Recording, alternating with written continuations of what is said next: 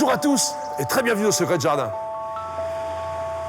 En moins de 3 semaines d'ici le 15 décembre, environ 5 millions de sapins de Noël, des sapins naturels, vont être vendus en France. Alors ils ne sont bien sûr pas prélevés dans la nature, ils font l'objet d'une culture très raisonnée sur environ 10 000 hectares. Waouh, il est beau! Ah bonjour Paul, alors tu es en train d'acheter un sapin? Oui? Est-ce que tu sais pourquoi on met des sapins dans la maison pour Noël? Non? Eh bien écoute, c'est une très belle histoire. Il faut remonter longtemps en arrière, au XIe siècle, on était à peine au Moyen-Âge, lorsque l'on fêtait déjà la fin de l'année, où on pensait au 25 décembre que l'année nouvelle allait arriver, en dessinant le pommier d'Adam et Ève. Ce pommier magnifique sur lequel il y avait ces belles pommes bien rouges que Ève a croquées et qu'il a fait chasser du paradis, eh bien on les symbolisait à l'époque en mettant des sapins. Pourquoi? Eh bien parce qu'à cette époque-là, c'est-à-dire en hiver, au 25 décembre, il n'y a rien d'autre qui a des feuilles qui symbolisent un arbre vivant que des conifères et donc des sapins. Et on accrochait donc des véritables pommes. Petit à petit, on les a fait évoluer par les belles boules rouges que maintenant on utilise pour cette décoration. Alors Paul, tu sais qu'il existe plusieurs sortes de sapins de Noël? Non? Eh bien écoute, tu as acheté un Norman. Alors pourquoi est-ce qu'on l'appelle Norman? Eh bien c'est parce qu'un monsieur qui s'appelle Alexander Norman, qui était un explorateur finlandais, a découvert cette plante au 19e siècle. Les botanistes l'appellent Abies normaniana et c'est un arbre absolument magnifique. Alors bien sûr tu as choisi un superbe sujet. Pourquoi est-ce qu'on aime cet arbre? Parce que regarde, il est bien étagé, tu vas pouvoir mettre toutes tes guirlandes partout et surtout, il ne va pas perdre ses épines. Mais tiens, sens-le. Ben, il sent rien. Et puis, aussi touche un petit peu, là. Ça pique pas un peu?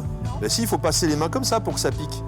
Voilà, tu vois, il est un petit peu dur. Alors regarde, on va aller en regarder un autre qui pique encore plus, mais celui-là, il sent bon.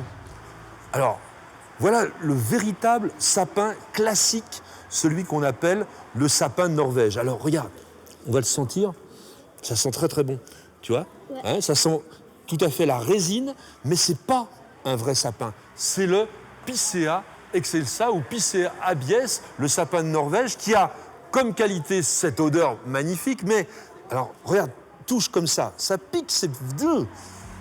Allez, ça pique, hein? Eh bien, ce sapin pique et aussi à ses aiguilles qui tombent assez rapidement. C'est pourquoi de plus en plus il est remplacé par les abies. Alors nous avons vu tout à l'heure les abies de Norman. Je vais vous montrer maintenant Abies grandis. Il a toutes les qualités. C'est un vrai bonheur, il s'appelle Abies grandis et comme son nom l'indique, évidemment, c'est un très grand sapin.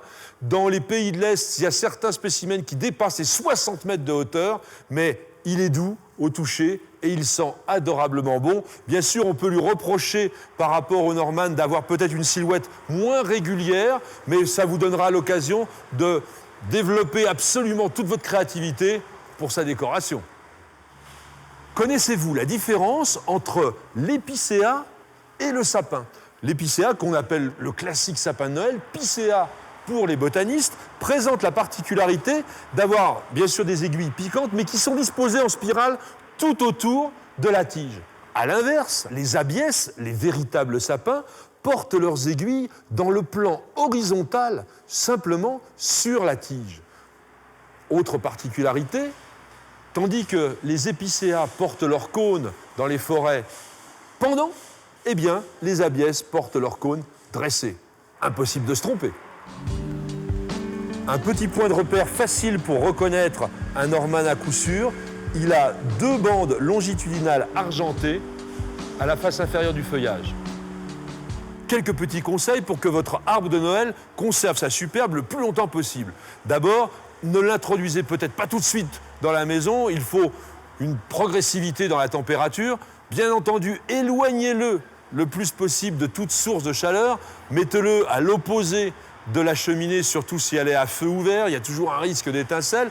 Et puis, un Norman, sans aucun problème, vous en avez pour 3 semaines. En revanche, avec un épicéa, eh bien, utilisez régulièrement un vaporisateur pour chaque matin pulvériser son feuillage, le brumiser, à condition bien sûr de ne pas avoir de guirlande électrique. Vous pourriez être tenté de céder aux sirènes des sapins artificiels. Après tout, c'est un investissement simplement pour plusieurs années.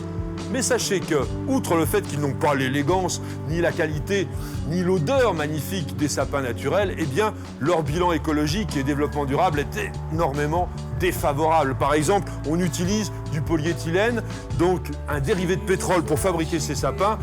À l'opposé, les sapins naturels, eux, vont générer de l'oxygène grâce à la photosynthèse et surtout capter du gaz carbonique. Et sachez qu'il est toujours possible de composter votre sapin une fois que les fêtes seront passées.